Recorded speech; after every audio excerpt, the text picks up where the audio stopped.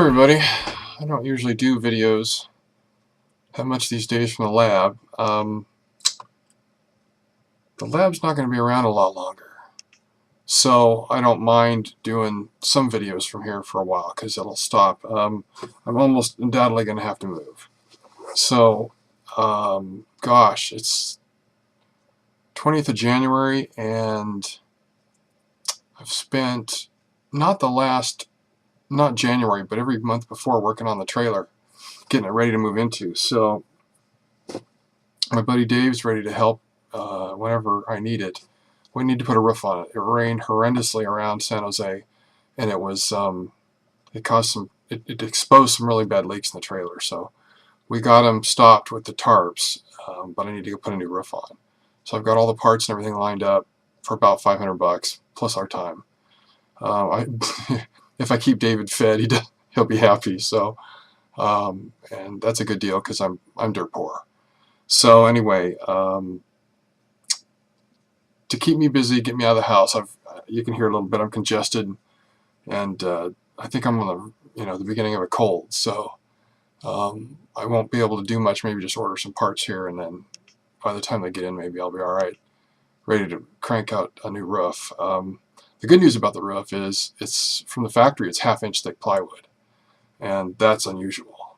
But this manufacturer, Sunnybrook, did a really good job back in the day. This year it's a 20-year-old trailer, and it's an original roof. It's in horrible shape. It didn't go 20 years. It probably needed fixing some time ago, but I've really enjoyed the trailer. Taken it to Burning Man a couple times. I may be taking it up to a friend's property up in the hills and metal detecting on his property. He's got a bunch of acres. It used to be an old stagecoach stop. It's pretty slick up there. It's all virgin territory except for the couple of junk piles that they've buried underground. Because that's what you do in the country, apparently. You don't take all your stuff to the dump. You just bury it in the ground. He had some old car, and he just buried it. It's pretty funny. I haven't heard that kind of stuff for a long time. Excuse me, my nose itches like hell. Anyway, so that's what I've been doing to try and stay out of trouble and get out of the house, is instead of sitting around so damn much, I'm playing on YouTube, and is to get out and metal detect. So I bought some used equipment, and I made a great tool. I'm sorry I don't have it here to show you, but any of the gardeners out there will know what it is. What do they call it? A bolt digger? Something like that.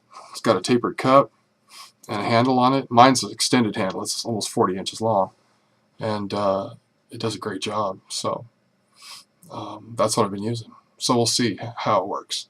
It's been keeping me out of trouble, and I've really enjoyed that. So coming up, we'll see how things go. It'll be interesting, a little disheartening, but I think it'll work out. I found I ran into some really nice people in Arizona, and I would really like to explore Arizona. I think it'll be an interesting. I don't know. I'm a little slow on my words. It's not something I know much about. It's a kind of a barren place. Lately, it's been freezing cold down there, so it's not like you'd think it is, where it's dry and it's hot and things like that. It's actually, those guys have been freezing their butts down there. So I did a drive down there. It was pretty lengthy. I forget, 1,400 miles round trip, and it was fun. I really enjoyed it. Met some great people, and enjoyed the country. It got frosty, literally frosty. So anyway, enjoyed it, and I want to go do it again. So we'll see what happens here in the future. Things are very uncertain for me. This is probably the most uncertain they've been in a long time. So anyway, as you can see, my lab is a freaking disaster. Everything pretty much on that side of me right over here needs to go in the dumpster. They're useful. They're really old laptops for a very specific project, but I just don't have the energy and the time to deal with it. And all this other stuff, I'm going to, I don't know, put storage? I have no idea. There's a lot of stuff here, and storage is very expensive, so it may have to go to the wayside, which would be really sad. But that's how it goes. Everybody's been in this boat. I'm not trying to just, whine and complain. Just these are the facts that are in front of me. And I'm just about guaranteed to be living in my RV, which, it's not a bad life. The thing is, I have things that I can't have in an RV. I have access to a machine shop. I'm not a machinist. I'm a hobby guy. But man, when it comes to getting stuff made, nothing beats it. Well, that goes away. My lab here is for doing research and development for electric vehicles, AC motor controllers, DC motor controllers, blah, blah, blah, blah, blah.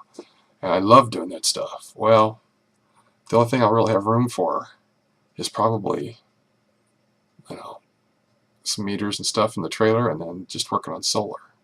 Solar's a blast, especially in a trailer, because when you're out boondocking somewhere, you've got power, and that's very cool. Yeah, there's cloudy days, there's rainy days, stuff like that, but it's a pretty slick system. I did a lot of research on the web. I found a group that mounted them to the roof of the trailer the way I think is the very best way, and the reason being is they mount them this high above the trailer, so you can put what's called a linear actuator on it. It's just a screw with a motor on it, and you could lift your panels up and tilt them toward the sun. And that's not hard to do. It's basically an electric motor. That's all it is. So you need a switch. It can be just that simple. So anyway, that's what I'd like to do once we get the roof done. Yeah, drill holes and put screws in my brand new roof. Ugh. But that's how it goes. So the other roof I looked into for the trailer, if you look on YouTube, you'll find a bunch of UK videos on using fiberglass, glass mat. It's stranded, it's all randomly oriented, and the stuff's great. And they use polyester resin, and then they put a color coat over that, so that kind of a roof would last forever. But $1,000 to do it, and just a material cost, the best I can figure out. So I think I'll probably just go with the standard rubber roof. I really would like to do, because then you can walk on, if it's got resin and fiberglass on it, you can jump up and down on your roof. It won't hurt a thing. I mean, with 1/2-inch plywood, it's not a big deal. It's really a far more tough roof than normal. Than most RVs use 3mm or 1/8-inch stuff. The older ones, some of them use aluminum sheet, which I think is awesome, but it does, believe it or not, it does corrode. You can get leaks in it. But it lasts an awful long time. So anyway, the weather's been pretty good. It's going to rain here in just over a week. So I think what I'll do is get the parts ordered, and then after it rains, get out there and start ripping it apart. As you can imagine, any RV without a roof on it is very vulnerable. You still have a ceiling from the inside, but a ceiling holds up, the wiring and the fiberglass and all that stuff, and if it rains, you're in trouble. And it doesn't even have to rain. We live in a high humidity area. So if the dew rolls in the morning with the fog, it can soak everything too. I guess that's what the tarps are for. But putting tarps on a 30-foot trailer every day, ugh. So anyway, that's what we're looking at here. My tow vehicle's been super reliable. The only thing that went wrong with it this year, or last season, was the used tires on the back were pulling a lot of load, and one of them shredded the tread. So fortunately, it presented itself as a vibration, so we didn't have a blowout or anything. But I have pictures of it somewhere. There's a big old slice of tread, looks like it's going to come flying off. That's the first or second or third time or something I've had ever with problems with 10-ply tires used. 10-plies putt around town, I've never had one go bad. But this highway stuff, fully loaded trailer, other people's crap, it's a heck of a load on tires like that. And climbing out of Reno, coming toward California, it goes from, I don't know, a few thousand feet to 7,000 feet very steeply. And that puts maximum load on everything. So that's where the failure happened in that time frame. So anyway, there's brand new tires on the truck, so it's in good shape, and it doesn't have any other issues. The thing's reliable as all get out, and actually, as a Cummins diesel, gets super good mileage. It's the first generation, so it's older than dirt. It's 22 years old now. So, but the air conditioning works, the heater works, everything works great on that vehicle. So the downside to pulling a trailer versus having a motorhome is you can't just stop and walk into your motorhome. You have to get out of the truck, go around the truck, get in the door, stuff like that. The good news is trailers are stupid cheap to register, to insure. I think my insurance is $20 a year. I mean, they're just ridiculous. If you don't like the tow vehicle, you get a new one. If you like the tow vehicle and you don't like the trailer, you get a new one. So you can break it up.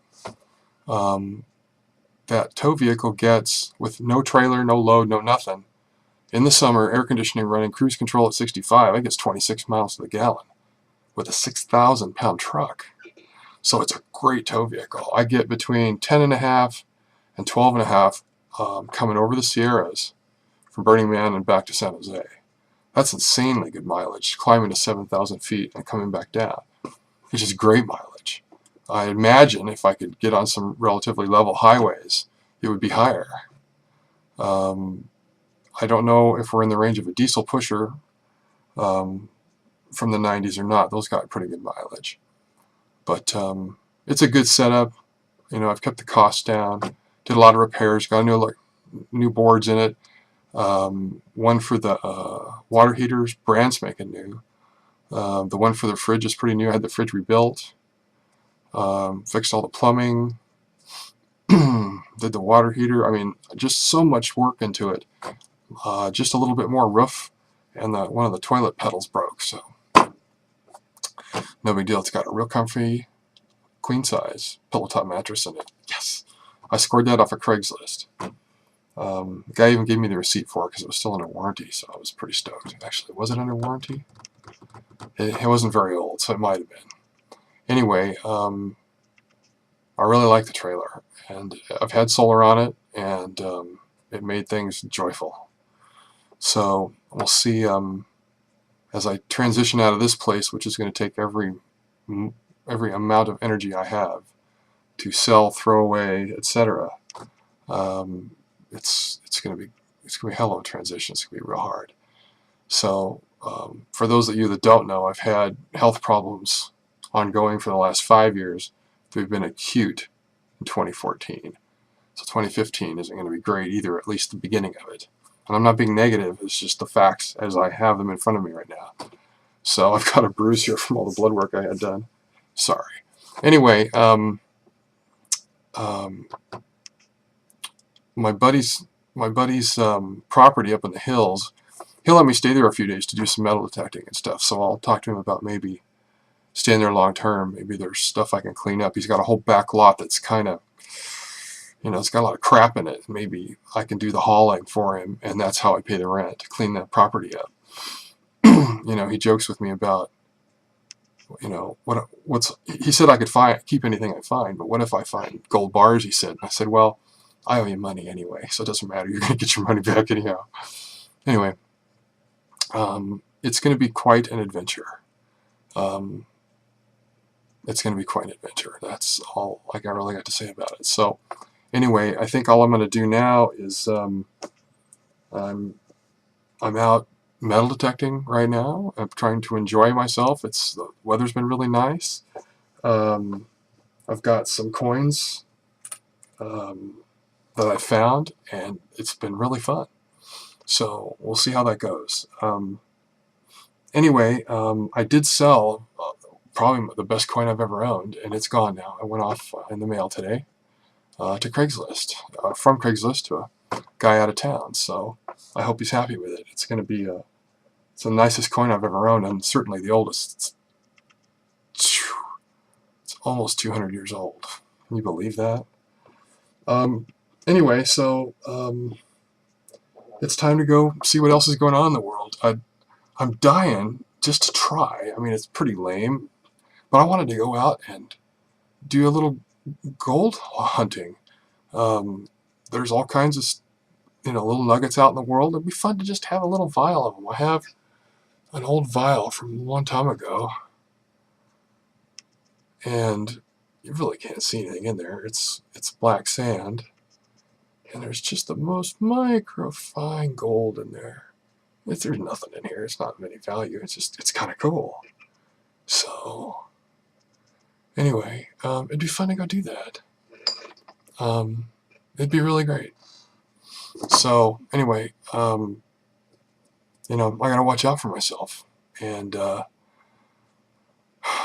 we'll see how things go. If I get the roof on the trailer done, that is so huge of a project. If I get that done, my confidence will go way up. Then emptying this place is going to be a booger. Dave said he'd help me, and I know I could ask probably Eddie and maybe somebody else to help too. I have just a few things of value. Everything else I can toss. All the furniture can be gone, except for the king-size bed. I should probably sell that. But everything else, these benches are actually worth a lot. And they're so useful. I hate not having them, but that's, when you downsize, it's called downsize for a reason. You can't carry all your shit with you. So, anyway, fortunately, it's a big enough trailer with enough storage in it. Oh, that's the other thing. The tow vehicle is a flatbed. Maybe somebody's got an idea here that would help. It's a flatbed, steel flatbed. 8 feet long, 6 feet wide. It's pretty big. The sides on it are only, 10 inches. I don't think it's a foot high.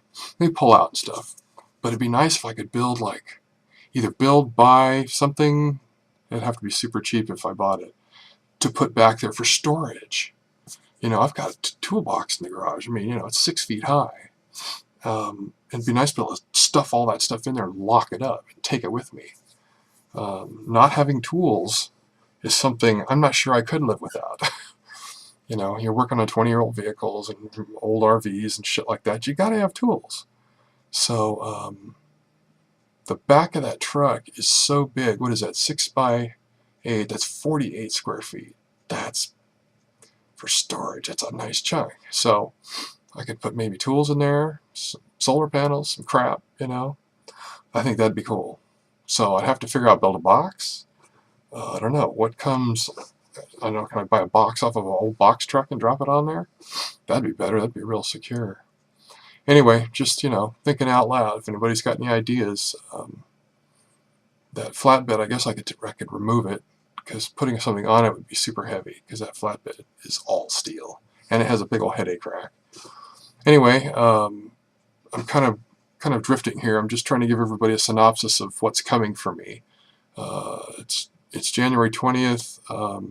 I turned 55 a few days ago, and I've got to think ahead. That's hopefully what being older is about, is you've had enough experience to know to look ahead, plan ahead. So that means getting this place ready to move out, and getting rid of a lot of stuff. Some of it's just going to go in the trash, which is heartbreaking, but that's part of downsizing, I'm guessing. I haven't had to downsize before. I've just been collecting shit my whole life.